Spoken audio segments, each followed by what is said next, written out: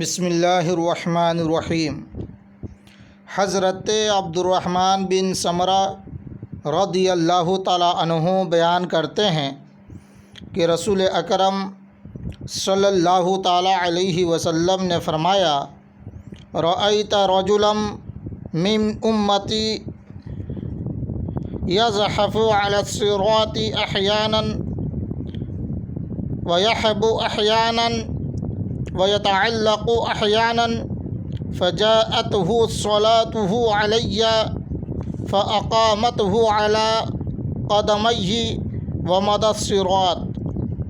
ایک امتی کو میں نے پل صراط پر کبھی رینگتے اور کبھی گھسیٹتے ہوئے دیکھا تو اس کا مجھ پر درود شریف پڑھنے کی برکت نے اس کی دستگیری کی، اسے سیدھا کھڑا کر دیا اور وہ اس پر آسانی سے چلنے لگا۔